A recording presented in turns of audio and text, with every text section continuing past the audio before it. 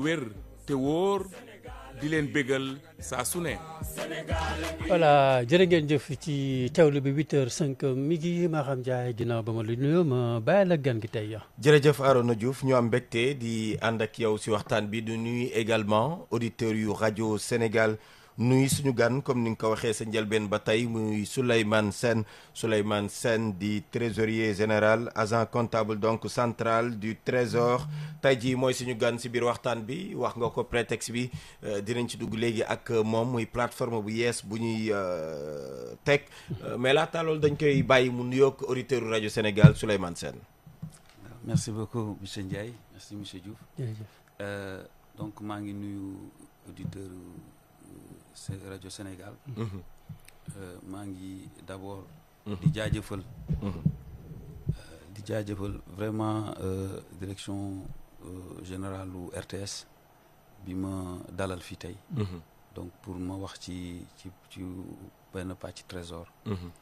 di aussi gërëm kilifa yi trésor yi nga xamante ne ñoo ma permettre ma ñëw fii. toog fii pour wax ak yéen.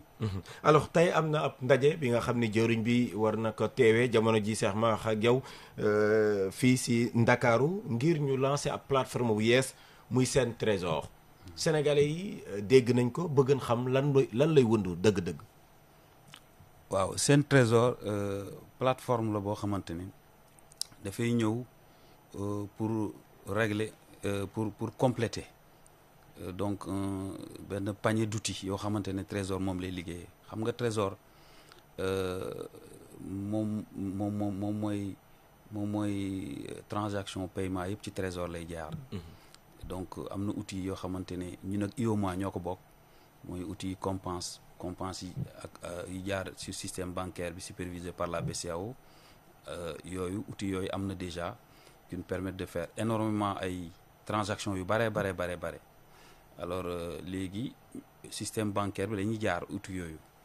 mais outils yooyu baax na yaatu na lool waaye am na toujours ay limites yoo xamante ne donc il faut que ñu ngi xalaat tout le temps pour combler ko seen trésor nag dafa ñëw pour combler limites yooyu am na cible yoo xamante ne xëy na mënuñu ko woon atteindre wala nu ñu ko doon atteindre dafay metti ci ñoom wala mu indi ay jafe-jafe.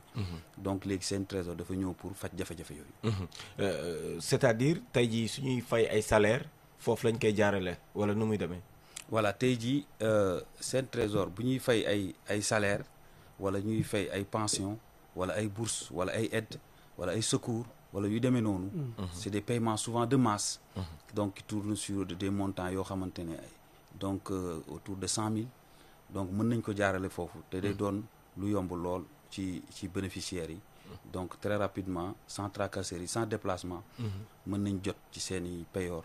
wala ci seen i li ñu leen war a yónni. oui yaa ngi koy wax léegi les bénéficiaires tey jii ñan bénéficiaire tey jii la kuréel gi wala boog plateforme bi fas yéene soxal. plateforme bi bénéficiaires yi mooy. pensionnés yi am na pensionnés yu bari.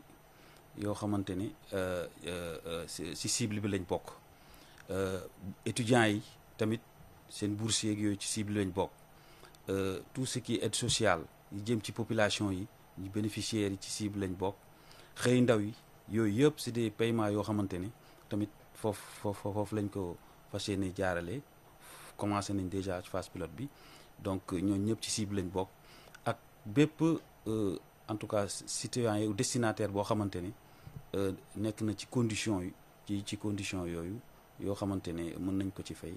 plus rapidement et en toute sécurité. alors nee nga phase pilote ça veut dire am na benn test bi nga xam ne jot nañ ko doon def tey suñ doon xayma phase pilote boobu noonu tey ji lan ngeen si gisagum. phase pilote bi moom am nañ ci retour bu satisfaisant parce que.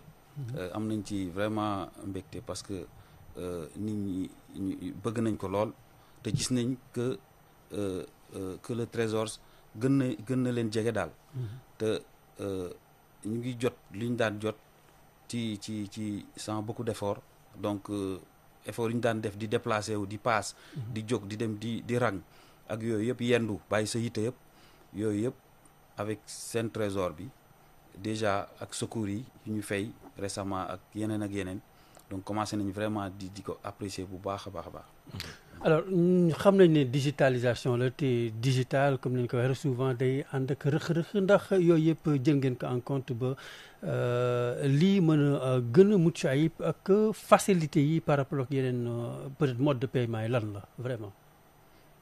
alors rëq-rëq yi donc li ci gën a fës xëy na mooy outil bu bees nit ñi miinaguñ ko.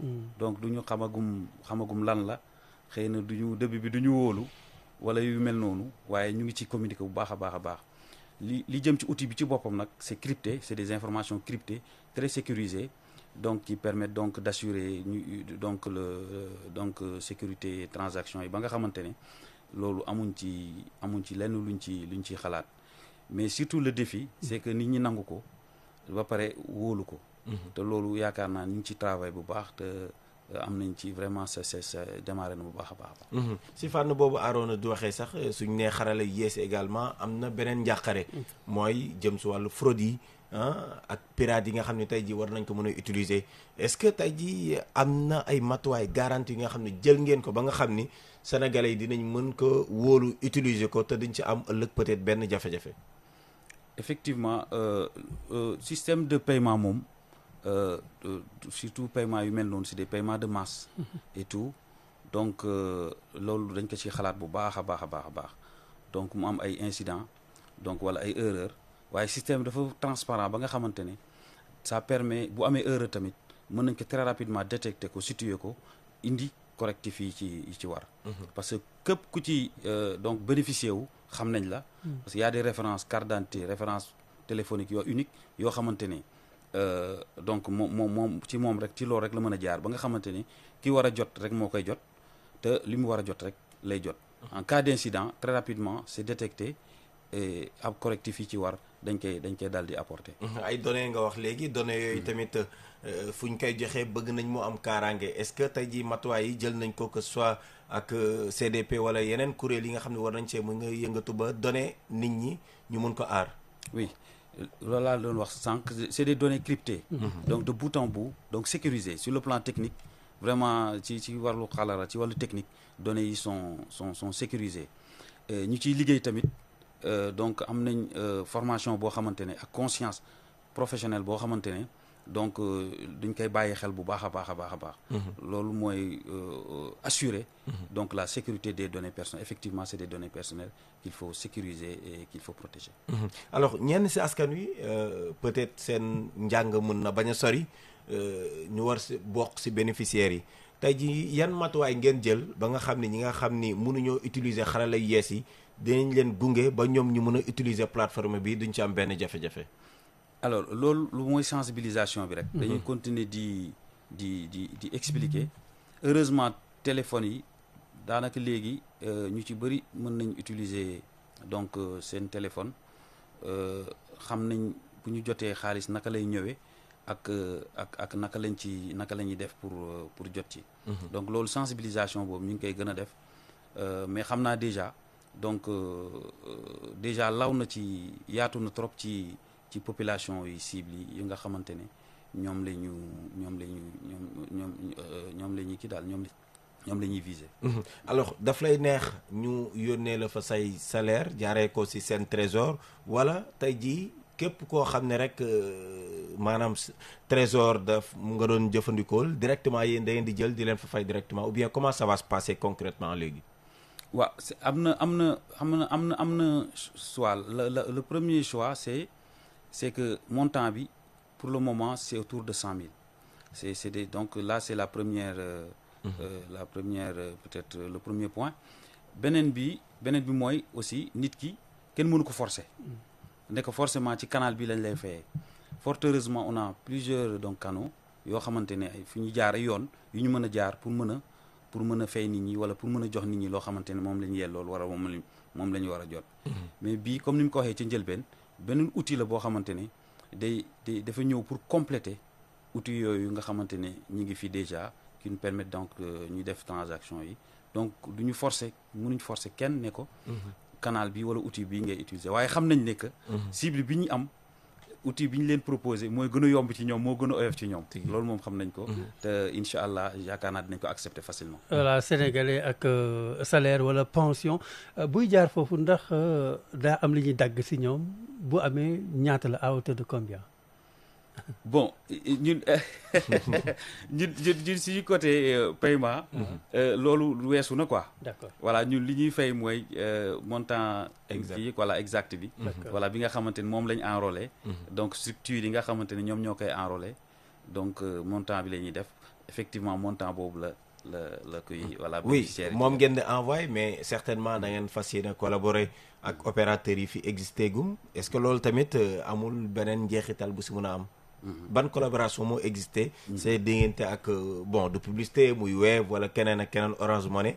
ñooñu noonu est-ce que am na collaboration ak yéen si liggéey bi. waaw am nañ ci collaboration bu baax parce que ñoom ñooy opérateur donc de transfert d'argent ñoom ñooy liggéey ci wàllu émission de monnaie électronique donc ci ñoom la ñuy jaar. seen plateforme la ñuy jaar effectivement pour atteindre nos cibles mais directement. alors donc ñooñu aussi vraiment ñu am nañ collaboration bu mucc ayib ak ñoom donc pour que ñu fexe ba spécificité trésor donc ñu mën ko jël en compte pour que liñ ci jublu mooy atteindre cible bi gën a jege population bi ñu mën ko am bu baax a baax ñoom ñu ngi ciy bàyyi xel te waxtaan nañ ci. ba mu leer. alors kon tey yan obstacle ngeen amagum si bi ngeen koy taxaw ba jamono ji su amee. obstacle yi. d'abord obstacle bi en termes d'acceptation mooy lu bees la. donc début bi dañ xaw a méfier est-ce que lii wóor naag. jékki-jékki rek jot sa kii. xaalis ci téléphone ak yooyu lii wóor naag yooyu fort heureusement population yi amoon nañ culture boobu déjà même dans leur quotidien donc lii dafay ñëw donc moo tax ñu gën ko gaaw a accepter. mais toujours pour mu jógee trésor ñëw ci ñoom.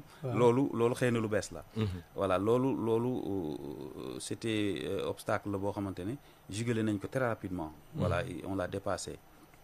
maintenant beneen obstacle bi. xëy na mooy des obstacles techniques mais loolu du obstacle sax c'est des petits incidents maanaam nit joxe numéro bu erroné. wala mu joxe wala carte d'identité bu kiiwul wala yu mel noonu. mais ça c'est des petits incidents yoo xamante ne. yooyu c'est technique et puis ça se règle vite quoi. alors xarala yu yeesi kon tey lu am solo la si seen liggéey yéen ñi nga xam ni yéenay jokkalante surtout si wàllu koppar. digitalisation bi. waaw xam nga digitalisation bi xëy na sax boo leen ma permettre ma rappeler ko. oui ci ban contexte lañ ko amee. mooy vision Sénégal nga xamante autorités yi dañ ko tracé dañ ko joxoñ ni vision Sénégal 2050 bi ci biir tamit ñu am li ñuy tuddee New Deal technologique maanaam ci wàllu xarale ci wàllu jumtukaay ci wàllu technologie yooyu tamit muy orientation donc bi ñu joxe 2034. mais aussi digitalisation dafa bokk ci suñu plan de stratégique développement administration trésor. donc daf ci am wàllu bu baax a baax a baax. moo tax seen trésor bi ça s'inscrit dans ce cadre là ci suñu wàllu trésor donc digitalisation bu nga xamante ne c'est vraiment autorité dañ ci bëgg àgg ci niveau bu sore pour gën a jege population bi pour gën leen yombal seen jumtukaay ak yooyu donc loolu seen trésor dafa s'inscrit dans ce cadre. alors lu dul seen trésor bi yéen a ngi woon également si yeneen branche yi nga xam ni xaral yu yees ngeen di utiliser est-ce que da ngeen fas yéene également lépp lu soxal wàllu trésor ngeen jaarale ko tey si xarala yu yees yi. waaw parce que xam nga déjà. xarale yu day gën a yees rek waaye xarale yu li ñuy utiliser déjà xarale yu yees la. voilà mais comme ni mu la ko waxee au départ par exemple aujourd'hui on fait plus de 10 000 minimum 10 000 opérations par jour 10 000 transactions 10 000 paiements des fois day dem ba 200 000 paiements par jour.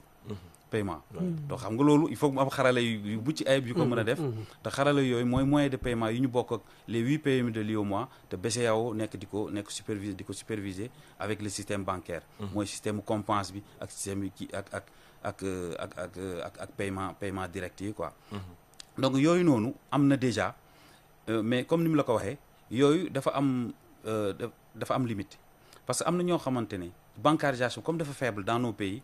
am na ñoo xam xëy na amuñ compte bancaire wala am na ñoo xamante ne mënuñ fayee ko bu dul billetage dem jël xaalis bi billetage avec tous les risques que cela comporte ci wàllu billetage ak yooyu moo tax moyen de paiement bi seen trésor nag dafay ñëw atteindre cible yooyu facilement sans tracasserie du ñu dem di ubbi compte du ñu jóg di dem di passe di dem wala di yendu di rang wala yooyu pour mën a jot seen xaalis donc comble vide boobu lay combler c'est un instrument qui vient compléter donc dispositif bi am déjà dans le cadre transaction yi ñuy def di ko jëmale ci économie bi yëpp ci agent économique yëpp. alors wax nga les pays de l'UEMOA moo tax sama xel dem si tey man ma war si bénéficier wu bokk si bénéficiaires yi moment paiement bi tey ji fekk ma Sénégal mu fekk ma réew bu bokk ci UEMOA wala bu bokk si biir UEMOA est-ce que boobu noonu man dinaa mën a am accès si plateforme bi ngir mën ko utiliser. bon pour le moment plateforme bi li ñu mën a permettre mooy opérateurs yi actuellement seen capacité ak par rapport aux conventions yi ñu signé et tout ak seeni autorisation yi ñu am pour mën a émettre monnaie électronique donc loolu ci cadre boobu la ñuy descendi quoi donc moo ñu tënk waaye je sais que opérateurs yi ñu ngi ciy xalaat et puis am na ci ñoo xamante ne déjà qui peuvent même opérer déjà depuis du Sénégal vers l'étranger ça existe. Alors léegi yaa ngi doon wax revenir également sur le prétexte contexte bi wax nga ko tax na également ñuy waxtaanee wàllu trésor tey ak vision yi nga xam ne kilifa yi teg nañ ko lan mooy seen ambition si liggéey bi nga xam ne moom lañ leen dénk tey. suñu ambition mooy gën a jege besoin population yi gën leen yombal vraiment la vie c'est ça en fait donc parce que day tax ñu gën a am jot pour mën a def leneen pour mën a efficace pour mën a contribuer au développement du pays. Parce que le temps c'est important parce que nit boo xamante ne dafay yendu ñëw 8 heures di yendu ba ngoon juste pour jot donc payoram wala pour jot li mu war a jot bàyyi yiteem yëpp et tout loolu aussi baaxul ci koom-koom. baaxul ci économie donc dañuy gën a jege population yi et gën leen permettre aussi ñu gën a am jot pour mën a toppatoo yeneen aspect donc koom-koom bi donc objectif bi mooy moderniser. Vraiment gën a moderniser encore davantage parce que c'est dynamique. Ça ne s'arrête jamais. Donc à chaque fois fu ñu toll rek ñu ngi xalaat gën a moderniser les outils gën leen adapter ñu gën a méngoog ak besoin population bi ak seen attente pour mën a faj seen soxla. xëy na également ubbi leen seen buntu ndax souvent le Sénégalais lambda bu déggee trésor day nekk loo xam te dafay kawe trop si moom. accessibilité bi surtout. Oui. Ça aussi, bon, ça va permettre l'accès. Bon, ça va déjà, c'est vrai que voilà, dañuy déggee trésor, bon, day nekk lu sori ci ñoom. Mais trésor est un service public. Donc il est au service des usagers et qui vraiment qui a ses portes ouvertes et qui accueille du monde. On a des guichets. Comme trésor comme banque là. Donc chaque jour on accueille du monde, on accueille des usagers donc qui viennent pour leurs transactions et tout. Donc loolu ñu ngi ci gën a communiquer davantage pour nit ñi gën a donc ñeme trésor te xam ne trésor daf fi nekk ñoom la fi nekkal. Donc pour faciliter leen donc seen transaction yi pour jox leen information yu ñu soxla pour que duñu am benn jafe-jafe. Alors suñu nee trésor également ces derniers temps nekkoon ngeen sa actualité bi rawatina wàllum yorun Covid-19 wala lépp lu soxal wàllu finance publique. ndaxte bëri na ñi nga xam ne si yéen ay agent comptable lañ bu yàggul dara sax amical bi amoon na ab ndaje ngir waxtaanee lu nu mel tey duñ leen siy tudd bëri na lan mooy souvent seen responsabilité par rapport ak yorinu kopparu réew mi. xam nga trésor dafa nekk ci rôle am. dafay jouer rôle bu important ci exécution wu finance publique exécution budget état trésor daf ci nekk presque daanaka tout converge vers trésor tout repart du trésor. Donc daf ci jouer rôle bu am solo voilà donc moo tax chaque jour ñu ngi def suñu kéemtalaay kattan di développer ay outils pour renforcer efficacité bi renforcer sécurité bi donc au niveau de nos transactions xam nga trésor mooy les agents donc du trésor un comptable public moom day prêter serment donc pour que luñ ko jox loo xamante ne ñëpp a ko bokk donc pour mu gérer ko ci anam bu mu gën a mucc ayib. Donc dañ ko encadrer par des textes, par des lois et des règlements yoo xamante ne dañ ko sas jox ko obligation chaque année dafay ni mu saytoo lu ñu ko jox ci wàllu bu ñu ko jox ak ci lu ñu ko jox dafa war a def compte de gestion. Déposer ko au niveau de la Cour des comptes. Ça c'est une obligation. Voilà boo xamante ne moom dañ ko sas déjà moo tax c'est tout naturel que on parle de reddition des comptes et que évidemment képp ku ñu xamante ne joxoon nañ la ab pàcc ci gestion wu finance publique wala ci gestion wu koom-koom réew mi. pour ñëpp bokk te nga war ko doxal ñi nga xamante ne moom ci njëriñu ñëpp lay doon. de temps en temps nag foog ñu woo la ne la yow kat kaay wax ñu yow ni nga doxalee lii ak lii ak lii mais ci comptable public la gën a encore. gën a tar parce que c'est normal. parce que ñoom ñooy dernier maillon. ñoom ñooy dernier rempart. Donc c'est normal que réglementation bi ak loi yeeg yooyu yëpp teg ci ñoom encadrement bi ak ci obligation yoo xamante ne alors dinañ mën a def seen liggéey convenablement ba pare rendre compte ñu war a rendre compte notamment la Cour des comptes. Est-ce que lan moo war a doon sa gis-gis soit personnel seen diggante bu war a wax maanaam ñoom ak way politique yi souvent yi nga xam ne ñoom ñooy nekk si bopp ba par exemple nga dem si benn ministère buy def politique moom comptable bi ban relation moo war a exister si doxalinu liggéey bi. xam nga un comptable c'est un fonctionnaire donc comme ni mu ko waxee il est ay textes ñoo ko tënk. Voilà ay textes ay lois et des règlements moom lépp lu muy def c'est dans ce cadre donc même si il est sous la supervision ou bien sous l'autorité d'une autorité. moom chance am mooy dañ ko tënk. ne ko lii ak lii ak lii li nga war a def nii ak nii ak nii nga ko war a defee te autorité yi leen di yilif tamit xam nañu loolu. Est-ce que méngoo na seen liggéey ak di def politique méngoo na sa gis-gis parce que ñu bëri ba coow lu jubee loolu bokk na si proposition yi fexe ba nga xam ne ñi yor wàllu koppar yi ñu bañ a sóobu carrément si wàllu politique est-ce que méngoo nañ. parce que la xam nga politique. mooy participer développement cité bi participer développement cité bi. Alors voilà ma échanger ay idées def ay propositions def ay idées. Donc à mon avis li leen ci li ñu nekk doy na sax politique. parce que li ñu nekk mission la boo wax bu diisaay boo xamante ne.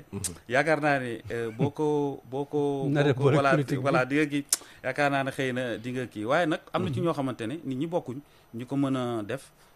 Ba pare di ci def aussi yeneen ci mën ci yokk yeneen activité comme ay activité politique pour man ñooñu ay super hommes la voilà mais vraiment je pense que comptable yi ak fonctionnaires yi nekk ci wàllu suñu côté li leen sas doy na sëkk mission bi kon yombul mën nañ ci liggéey vraiment loo xamante ne mën nañ jàppale bu baax a baax seen réew. ma ni mission bi yombul. yombul mission yi comme mission yëpp la mission bu toll noonu mënul yomb mais c'est exaltant et c'est très noble que nga ñu sas la pour nga mën ci béy sa waar wala loolu yaakaar naa ne aussi c'est chance la ñu sas la nga am chance ñu jox la pour nga béy ci waar daal pour liggéeyal sa réew pour liggéeyal sa communauté je pense que loolu c'est très important looloo tax da ngay fàtte sax donc diisaay bi ak yooyu yëpp parce que chaque jour boo wàccee rek après tu as l'impression que tu as rendu service à beaucoup de choses tu as réglé beaucoup de choses et que ñu bëri kontaan nañ ñu bëri yëg nañ seen bopp ci doxalinu réew mi. loolu boo ko amee rek après tu as une satisfaction. D'accord. Il est 8h passées de 24 minutes Arona. Notre invité se nomme Souleymane Sène, trésorier général, agent comptable donc central du Trésor. Le prétexte de de cet entretien, c'est le lancement de la plateforme Sen Trésor. Dites-nous, explique-nous, Sen Trésor, c'est quoi? Alors, Sen Trésor, c'est un nouveau instrument donc, qui vient compléter les instruments de transaction que nous avons déjà. Le Trésor donc, adhéré donc, aux moyens de paiement de l'IOMA depuis 2016. Donc, avec la compense de la BCEAO qui existait déjà mais sous une autre forme, et aussi le paiement par RTGS, donc le paiement par rapide. avec des gros montants de grande masse aussi. Alors maintenant, ces moyens de paiement là passent par le système bancaire classique, évidemment, où il faut avoir un compte, etc., avec des conditions et tout. Mais le système de paiement a énormément, donc, évidemment, donné satisfaction. Parce qu'aujourd'hui, nos transactions, au moins, c'est autour de 10 000 transactions ou 10 000 paiements par jour, qui peuvent aller jusqu'à 200 000 des fois, des moments de salaire ou des moments de pic, 200 000 paiements par jour. Vous voyez, c'est énorme. Donc là, avec les moyens de paiement de l'IOMOA, ça nous permet de faire tout ça. Mais il y a une catégorie de citoyens qui, peut-être avec la faible bancarisation, n'ont pas peut-être de compte bancaire, ou bien même s'ils ont un compte bancaire, évidemment, difficilement ils peuvent accéder à leurs fonds. Maintenant, le SEN Paiement vient compléter cette limite, donc pour atteindre davantage cette cible des paiements qui concernent les paiements de masse et souvent pour des montants peut-être qui tournent autour de 100 000 francs. Oui, alors comment cette initiative cadre-t-elle avec les ambitions des nouvelles autorités? Ah oui, cette initiative est dans l'orientation des nouvelles autorités. Cette initiative vient même, c'est dans ce cadre même. Parce qu'avec la nouvelle Sénégal, Vision Sénégal 2050 et le New Deal technologique, donc les autorités ont mis la barre très haute. Donc pour que l'administration de manière générale, l'administration du Trésor notamment, puisse avancer dans les outils de digitalisation et toujours pour mieux rendre la vie facile aux populations, mieux être proche de ces populations-là pour pouvoir pour leur satisfaction par rapport à leur transaction. Alors, quels sont les points forts relevés en matière de traçabilité, en matière de transparence également avec cette plateforme? Voilà, cette plateforme SenTV est cryptée de bout en bout, a un dispositif de sécurité et de traçabilité également, de transparence, qui nous permet à tout moment de pouvoir, s'il y a des incidents, parce que bon, le paiement, il peut y avoir tous des incidents, donc qu'on puisse les détecter très rapidement et procéder aux ajustements. Ça, c'est là aussi, il y a une préoccupation de protection des données personnelles. Évidemment, là, aussi bien les outils sont sécurisés dans ce sens que le personnel qui travaille aussi est sensibilisé pour avoir une conscience professionnelle qui répond à la discrétion qui s'y est. Et qui sont les partenaires techniques et financiers impliqués dans cette plateforme? Voilà, les partenaires principaux partenaires, ce sont les institutions qui émettent les moyens de paiement, émettent la monnaie électronique. C'est WEF, notamment WEF, Orange et les sites Free, parce qu'on a signé des conventions avec eux et on a déjà commencé la phase pilote. Donc ça se passe normalement. Évidemment, le reste, c'est l'État central qui paye ou bien qui et les autres institutions, parapubliques, les communes, les agents, les établissements assimilés qui aussi émettent des paiements à l'endroit de certains usagers, de certains citoyens. Avez-vous mis en place des garanties de sécurité pour la protection des données pour éviter également les fraudes? Oui, le dispositif en elle, comme je vous l'ai dit, est crypté, pour garantir la sécurité de l'information, mais également le personnel qui travaille aussi est sensibilisé pour être conscient qu'on travaille sur des données personnelles et que la discrétion et la discrétion qui s'y est doit être démise. Souleymane Sène, Radio Sénégal vous remercie. Merci beaucoup. Merci beaucoup Arona. jërëjëf mi ngi Maram Ndiaye merci à vous Souleymane Sène nekkoon sunu gan xam ngeen ko kon tey jii dañuy door nag ab plateforme bu bees loolu sax dinañ ci dellu si ci sunu yeneen jotaayu xibaar li ñuy waxtaan ak sunu gan gi kon dañuy may Ouleye Kane jotaayu toogu bu kon mu ubbi leen bu mu jokkoo bi ngeen mën ci réagir Salam Sénégal di dellu si suba ak jàmm incha allah. Salam alaikum Sénégal ngi maaleykum salaam Sénégal ngi nanga def sawa Sénégal ngi maa ngi fi